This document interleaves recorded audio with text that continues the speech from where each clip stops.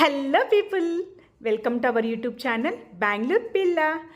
First time నా channel ఎవరైనా చూస్తున్న వాళ్ళైతే మర్చిపోకుండా నా ఛానల్ అనేది సబ్స్క్రైబ్ చేసుకోండి. అలాగే పక్కనున్న బెల్ బటన్ అయితే క్లిక్ చేయండి. నేనైతే ఏదైనా కొత్త వీడియో పెట్టంగానే మీకు అనేది నోటిఫికేషన్ వస్తుంది. ఈరోజు అయితే మాత్రం నేను పాతకాల పద్ధతిలో అయితే లైక్ మట్టి పాత్రలో ఎమ్మి టమాటో చికెన్ కర్రీ అయితే చేస్తున్నానండి. మరి ఇంకెందుకు ఆలస్యం, ప్రాసెస్లోకి అయితే వెళ్ళిపోద్దామా. ఫస్ట్ స్టవ్ అయితే ఆన్ చేసుకోండి. ఆ స్టవ్ మీద అయితే మట్టి పాత్ర అయితే పెట్టుకోండి. అది బాగా హీట్ ఎక్కాక ఆయిల్ అయితే వేసుకోండి. హీట్ ఎక్కాక అయితే మాత్రం నేనైతే హోల్ గరం మసాలా అయితే వేసుకున్నానండి. ఏం లేదండి, సోంపు, చెక్క, ఎలాచి వేసుకోలేదు, లవంగ మొగ్గలండి, అంతేనండి. మరి ఇంకేం హెవీ మసాలా అయితే వేసుకోలేదు. ఇది బాగా అయితే వేపించుకోండి. తర్వాత మాత్రం నేనైతే ఒక 5 to 6 పచ్చిమిర్చి అయితే చీల్చి అయితే ఆయిల్లోకి అయితే వేసుకున్నానండి. ఇది బాగా వేగిన తర్వాత అయితే మాత్రము తర్వాత అనేది నేనైతే మాత్రం ఈరుల్లి అనేది వేసుకుంటున్నానండి. ఎంతైనా అసలు పాతకాల పద్ధతి వంటకాలే వేరండి. ఎంత చక్కగా మట్టి పాత్రలో చేసుకుంటారంటే మాత్రము చాలా బాగుంటుంది, టేస్ట్ కూడా బాగుంటుంది. కాకపోతే ఒకటైతే మాత్రం చెప్తాను చూడండి, నేను చిన్నప్పట్లో ఉండే రోజుల్లో అయితే మాత్రము అప్పుడు ఎక్కడ మనకి ఇట్లా గ్యాస్ స్టవ్లు అవేమీ ఉండేవి కాదు కదా. ఓన్లీ అయితే కట్టెల పొయ్యి మీదే కదా చేయాల్సిన, మట్టి పాత్రలోనే కదా. అప్పుడైతే మాత్రము కట్టెల పొయ్యి మీదే మట్టి పాత్రలో చేయాలంటే వంటలు ఎంత ఏడుపంటే అంత ఏడుపండి. పెద్దగా నేనేం చిన్నప్పుడే వంటలు చేయను, కానీ ఎప్పుడన్నా మా నాన్నమ్మ వచ్చి అన్నం అలా చేయమంటే మాత్రం నానా తిప్పలైతే పడేదాన్ని అండి. అప్పుడు అనుకునే దాన్ని, ఎందుకు గ్యాస్ స్టవ్ లేదు, హ్యాపీగా గ్యాస్ మీద చేసుకోవచ్చు కదా అనేసి. బట్ ఇప్పుడు తెలుస్తుందండి, గ్యాస్ మీద చేస్తుంటే అప్పుడు పాతకాల పద్ధతిలో ఎంతో బాగుంటుంది. మళ్ళీ మనం పాతకాలంలోకి అయితే వెళ్ళిపోయామండి. అయితే మాత్రము ఒక కప్పుకి నేనైతే టమాటాలు అయితే తీసుకున్నాను. ఇది మగ్గడానికైతే కొంచెం సాల్ట్, పసుపు అయితే వేసుకున్నాం. పసుపు, కొంచెం సాల్ట్ అండి. మళ్ళీ చికెన్ వేసేటప్పుడు వేస్తాం కాబట్టి ప్రజెంట్ ఇప్పుడు టమాటాలు మగ్గడానికి అయితే మాత్రం ఇవి వేసుకోవాలండి. దీనైతే మాత్రం మూత పెట్టేసి ఒక 2 minutes అయితే నీట్గా మగ్గనివ్వండి. టమోటాలు మెత్తగా బాగా అయితే ఆయిల్లో అయితే మగ్గి మనకు ఆయిల్ అనేది పైకి తేలుతుందండి. నేనైతే మాత్రం చూస్తూ మధ్యలో అయితే కలుపుతూ ఉండండి. టమోటా చూడండి ఎంత చక్కగా అయితే మగ్గిపోయిందో. నేను వేసుకున్న ఆయిల్ అంతా కూడా ఎంత సపరేట్ అయిపోయిందో చూడండి. ఇంత చక్కగా పేస్ట్ లాగా అయితే మాత్రము లైక్ మెత్తగా అయితే ఆయిల్లో అయితే టమోటాని అయితే మగ్గనివ్వండి. అప్పుడైతే టేస్ట్ చాలా అంటే చాలా బాగుంటుందండి. దీంట్లోకి అయితే చికెన్ అయితే వేసేసుకున్నాను. నేనైతే ఆల్రెడీ చికెన్ అయితే నీట్గా వాష్ చేసి అయితే 2 times వాష్ చేసి అయితే పెట్టుకున్నానండి. ఇప్పుడు ఆ చికెన్ అయితే దీంట్లో వేసేస్తున్నాను. నేనైతే మాత్రం ఒక 3/4 kg చికెన్ అయితే తీసుకున్నానండి. ఇప్పుడు దీనైతే చికెన్లోకి దీంట్లోకి అయితే వేసేస్తాను.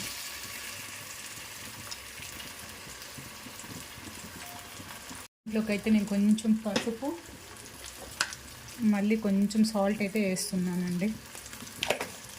దీనైతే మాత్రం మిక్స్ చేసేద్దాం ఫస్ట్.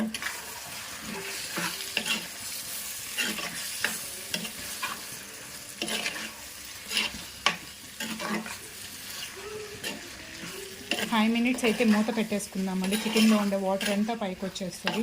తర్వాత పసుపు, ధనియాల పొడి, మిరప్పొడి వేసుకుందాం. ఇప్పుడైతే మాత్రం ఒకసారి చూద్దామండి చికెన్ ఎంతవరకు వాటర్ అయితే రిలీజ్ అయిందో.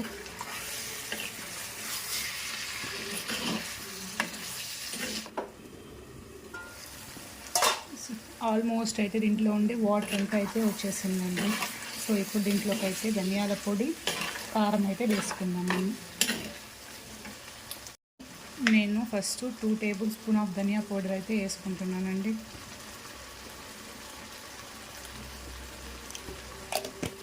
నెక్స్ట్ కారం అండి. కారం అయితే నేను ఒక 3 tablespoons, నేనైతే మాత్రం 3.5 spoon అయితే కారం అయితే వేసుకున్నానండి. మీ స్పైస్ లెవెల్ తగ్గట్టుగా వేసుకోండి, ఎందుకంటే మేమైతే స్పైసీ బాగానే తింటామండి. ఎంతైనా నాన్ వెజ్ కొంచెం స్పైసీగా ఉంటేనే బాగుంటుంది కదా. అందుకే. బట్ నేను ఇప్పుడే అయితే వాటర్ అయితే వేసుకోలేదండి. ఫస్ట్ చక్కగా అయితే దాన్ని ఒక 5 minutes అయితే మగ్గనిస్తానండి ఆయిల్లోనే. ఎందుకంటే మనం వేసుకున్న ధనియాల పొడి, కారం పొడి అయితే మాత్రము పచ్చి వాసన అయితే రాకుండా ఉంటుంది కాబట్టి ఆయిల్లోనే ఒక 5 minutes అయితే దాన్ని మగ్గనిద్దాము. ఇప్పుడు చూడండి చక్కగా ఇదైతే మగ్గిపోయిందండి. చూడండి ఎంత కలర్ఫుల్గా ఉందో చూడ్డానికైతే మాత్రం. సో తినడానికి కూడా చాలా బాగుంటుందండి. సో ఇప్పుడైతే మాత్రం నేనైతే వాటర్ అయితే వేసేస్తున్నానండి. నేనైతే ఒక టీ గ్లాస్ వాటర్ లైక్ ఒక గ్లాస్ వాటర్ అయితే వేసుకున్నాను. మీకు ఎలా కావాలో గ్రేవీ దీన్ని బట్టి మీరైతే వాటర్ వేసుకోండి. నేనైతే కొంచెం తిక్కుగానే చేస్తున్నాను కాబట్టి వేసుకున్నాను వాటర్ అయితే మాత్రం అండి. సో ఇప్పుడైతే ఒక మూత పెట్టేసుకుందాము. చూడండి ఎంత చక్కగా అయితే ఉడుకుతుందంటే మాత్రము, ప్లేట్ తీయంగానే వాసన అయితే మాత్రము ఒక లెవెల్లో వస్తుందండి. అసలు ఎప్పుడెప్పుడు కర్రీ అయిపోతుందా, ఎప్పుడెప్పుడు తిందామా అన్నైతే నేనైతే వెయిట్ చేస్తున్నాను. బట్ ఇంకా కాసేపు అయితే టైం అయితే పడుతుందండి. మనం వేసుకున్న ఆయిల్ అంతా మాత్రము పైకి అయితే వచ్చేస్తుందండి. సో అప్పుడు మన చికెన్ కర్రీ అయితే రెడీ అయిపోయింది అనుకోవచ్చు అండి. మీరు అనుకోవచ్చు కదా, ఏంటి ఈ అమ్మాయి ఏం చికెన్ మసాలా కానీ అవేమీ వేయలేదు, కర్రీ ఎలా ఉంటుంది ఏంటి అనేది. నిజమండి, కర్రీ అయితే మాత్రం టేస్ట్ అయితే chicken like tomato chicken curry అయితే ఎక్సలెంట్గా ఉంటుందండి. నార్మల్గా అయితే మేమైతే హెవీ మసాలా అయితే తినమండి. నేనైతే ఎక్స్పెషల్లీ కర్రీస్కి అయితే మాత్రం చికెన్ మసాలా అస్సలు వాడనండి. కాకపోతే నేనైతే మాత్రం ఒక్క half table spoon garam masala అయితే వేసుకుంటున్నాను అంతే అండి. అంతకు మించి అయితే మాత్రం ఇంకా ఏం మసాలాలు కూడా వాడనండి.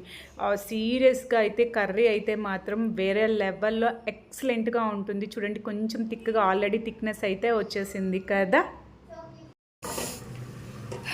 గుమ్మ గుమ్మ గుమ్మ అయితే వస్తుందండి. చికెన్ వాసన అయితే మాత్రం సూపర్గా టేస్టీగా అయితే వస్తుంది. చూడండి ఆల్మోస్ట్ చికెన్ అయితే దగ్గరకు అయితే పడింది. చికెన్ కర్రీ అయితే రెడీ అయిపోయిందండి. ఇప్పుడైతే మాత్రం ఫైనల్గా అయితే మాత్రము నాట్ లీస్ట్ కొత్తిమీర అయితే వేసేసుకొని ఒక 2 minutes అయ్యాక స్టవ్ అయితే కట్టేసుకున్నామండి.